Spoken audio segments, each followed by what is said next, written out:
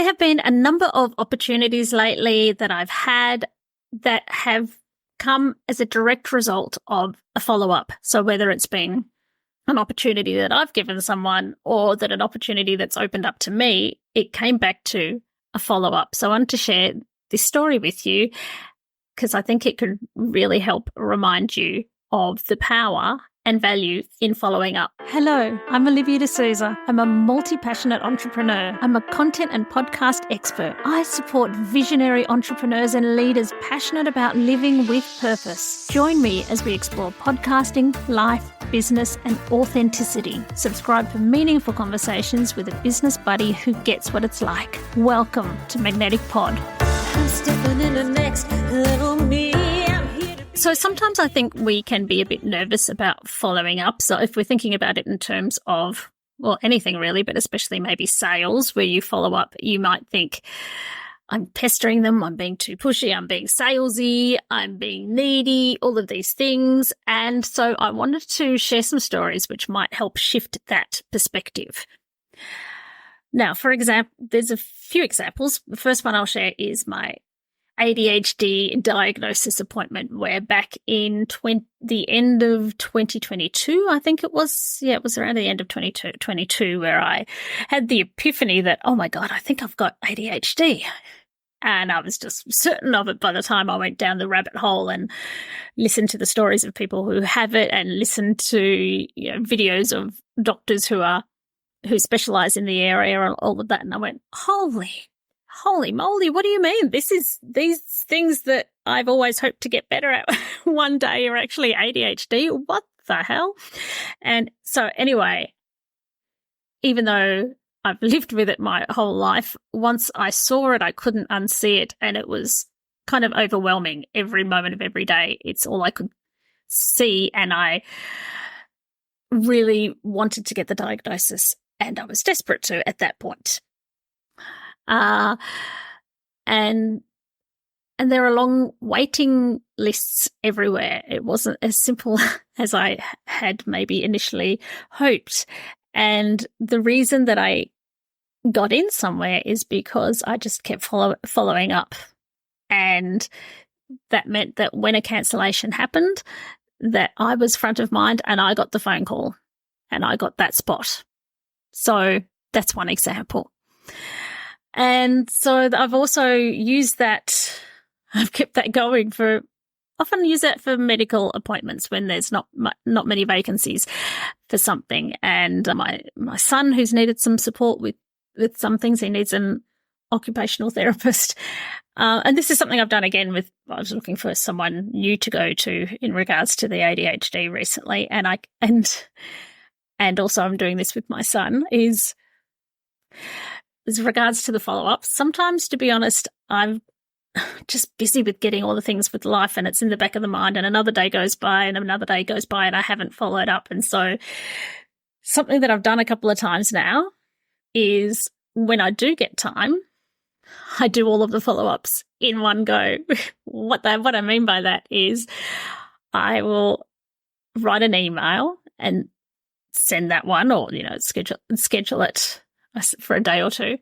And then I write a few more emails right while I'm focusing on it and dealing with that issue. I do all the follow-up emails to send out at one time. So I'll send the first one and then I'll write another one for 2 weeks later and schedule that, and write another one for 2 weeks after that and schedule that. That's my secret little thing. So I've done that before when there's long waiting lists on things for my son and for myself, to get in, so that when a vacancy comes up, who are they going to think of?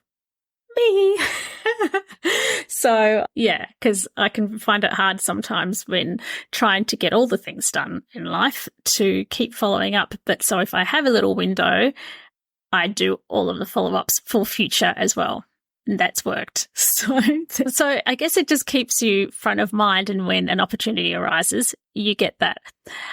And another time that follow-up has worked as an opportunity is more recently with a new team member that I'm very excited to have brought on recently.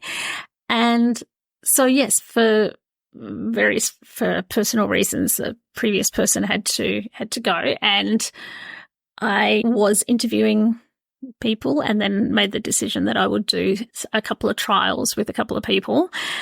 And I ended up only actually contacting one person for the trial, and there was another person who I really, really liked, and almost contacted her.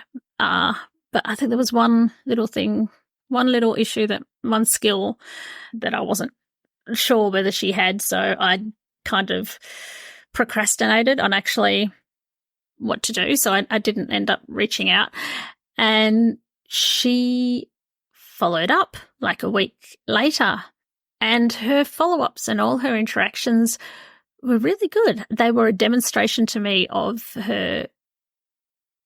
what great people skills she has, and communication skills, and emotional intelligence and all of those things, which I thought that's handy and that's a plus. And so I said, okay, and I gave her a go, and she smashed it. And that one tiny little thing I was thinking about is like not even an issue. Like just I was able to train on my procedures, and she's got it, and I'm very excited. But the value and the reason I've got her, she's done me a favor by following up. But what following up does, it's a service. So this is, I guess, what I want you to take away from this is sometimes we can feel like following up is salesy, and, we can feel nervous or needy or whatever about it. But I want to remind you that you are helping a busy person to bring this to the front of their mind and deal with it, because they need to deal with it. If it's something you've been that you've had an interaction about, it's probably a thing they need to deal with. You are helping to reduce someone's mental load by reminding them and helping them with their decision. You are helping them to solve a problem. You are helping someone to overcome procrastination.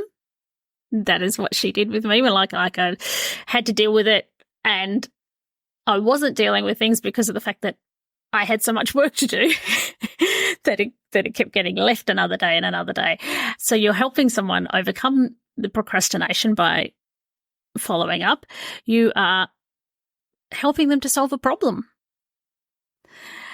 And so if you're worried about, or if you've got any prospects out there, or whether it could even be a medical appointment or anything where there's a possibility for a follow-up to get the thing that you want, it probably helps the other person too. So reframe it in your mind if you're nervous about following up, and remind yourself that it is an act of service.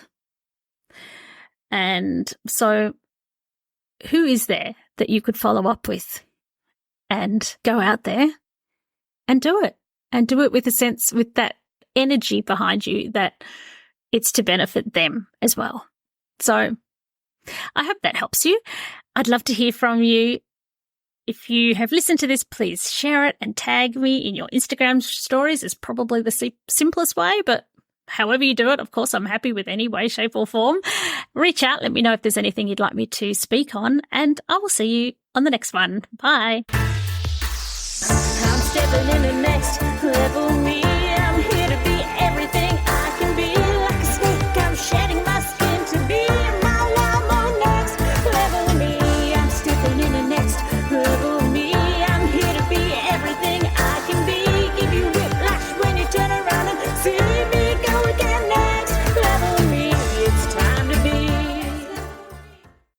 Hello, it's Livy here. Have you ever wondered about what the key elements are that make a podcast truly stand out? Or maybe you're thinking about starting your own special podcast and feel a bit overwhelmed and don't know where to start? Well, I have something for you. Introducing the ultimate podcast checklist. Da, da, da, da. It's a step-by-step guide that covers everything from the initial brainstorming to advanced growth strategies. It's the perfect companion for both new and seasoned podcasters. And the best part, it's absolutely free. Da, da, da, da. To grab your copy, simply head to the show notes of this episode and you will find a direct link there, and then away you go. Remember, every podcast started with that initial spark and the right resource. So let the ultimate podcasting checklist be yours.